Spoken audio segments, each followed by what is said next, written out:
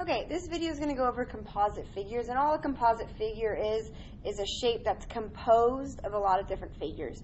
So you can think of like you have prime and composite number. A composite number is composed of a lot of different factors, more than just one in itself. That way, otherwise it would be prime. So composite just means it's a figure that is composed of a lot of different shapes.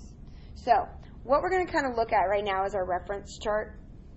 Our star chart is what we see. And there are 4 different kinds of shapes that you're going to need to find the area for. So if you look, there's no weird conversions I'm having to do. It's ready to go. All right. To find the shaded region, I'm basically looking at this giant piece of paper. I'm going to just pretend this is a piece of paper to make it easy. I'm cutting out this window. So if I'm taking this window, this piece of the paper out, so that I'm left with just this kind of border around here, I'm going to be subtracting. Okay? What happens with composite figures, if I set it up this way, it makes it a lot easier to solve. So I take the shape, or all this, I'm going to call them subshapes, all the shapes that make up our big figure, and I'm going to decide, am I going to add them together, am I going to subtract them? To show you an example of adding together, we'll do this question in a second. You can see there is a rectangle, and then there is a half circle. And so you can kind of think of that, well, I'm not cutting out anything, there's no windows, I'm going to add those 2 areas. In this example, I'm going to have to subtract out this window to be left with the shaded part. All right, so to find the area of a rectangle is pretty easy. We can look at our formula chart. We know it's a rectangle or parallelogram, so base times height.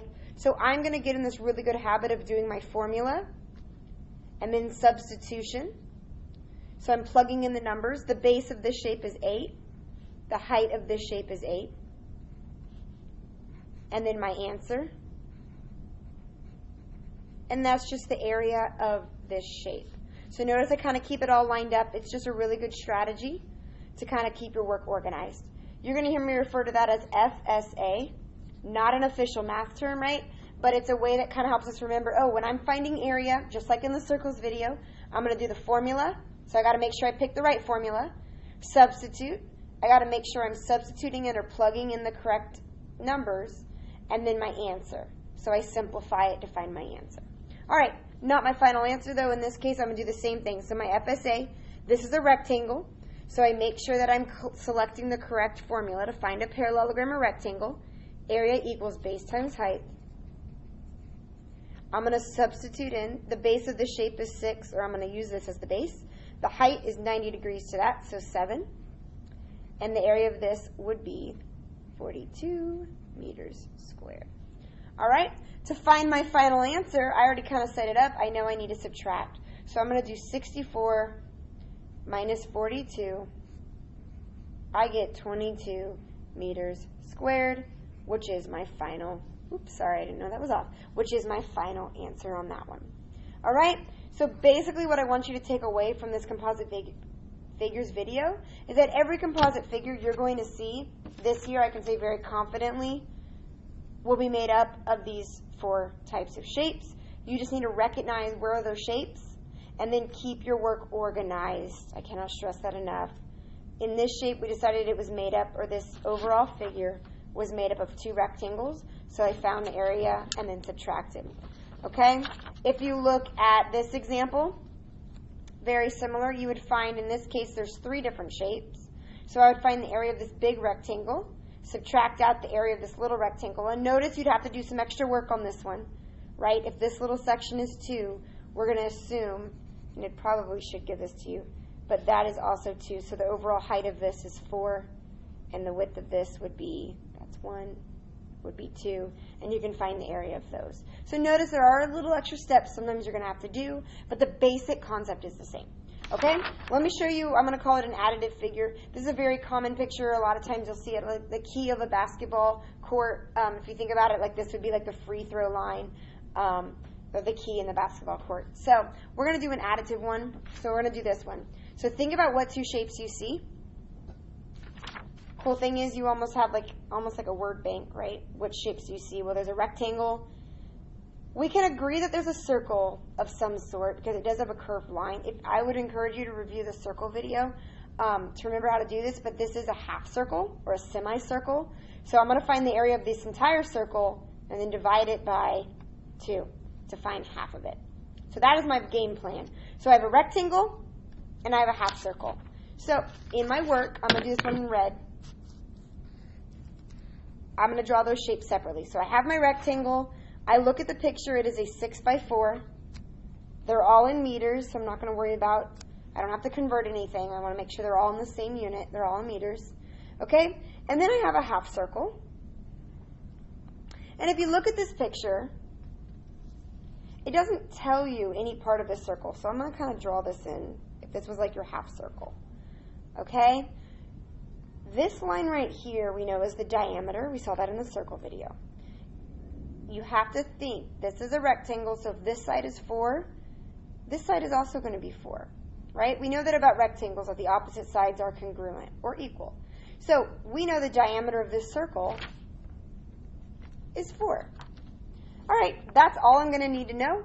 I'm not subtracting anything out. It doesn't look like this where there's like a window cut out of anything and I just want the shaded part, okay? I'm adding these two things, areas together. All right, keeping my work very neat. I'm going to take it one at a time. So this is a rectangle. I go to my reference chart. I know the area of a rectangle is base times height.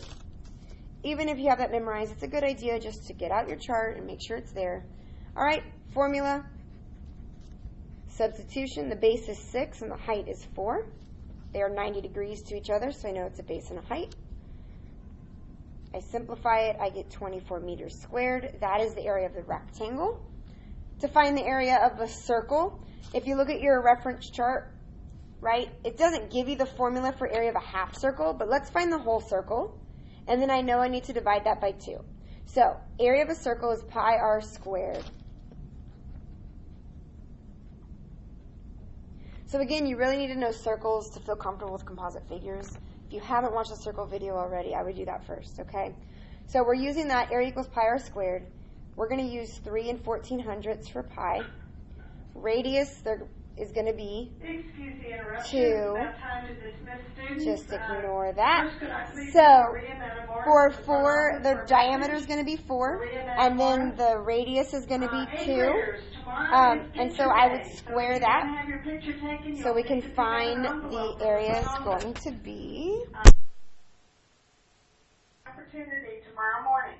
If I do also, that, the ladies from the PTA are going to be selling T-shirts tomorrow. It's the 5K T-shirts for $8. So if you're interested in that, you can bring your $8. At this time, teachers, you can dismiss your bus riders. Thank you. okay, and so I find that the whole circle is 12 and 5600ths. I want half of the circle, so I need to remember that I need to divide this by 2 or multiply it by 1/2. But I'm going to divide it by 2. I'm going to get 6 and 2800ths meters squared. That is for the half circle. That is for the rectangle. And then I'm going to add those two numbers together. So I'm going to add the area of my rectangle plus the area of that half circle. And again, we need to know how to add decimals, right? We line up our decimals. This is a whole number, so the decimal's really right there. Fill in those spaces with zeros. I'm going to get 30 and 28 meters squared for the total area. Okay? So, basically, composite figures is just applying what you know about finding areas of these shapes, which was something we learned in 6th grade. And in 7th grade, we're really combining all these concepts together into a composite figure.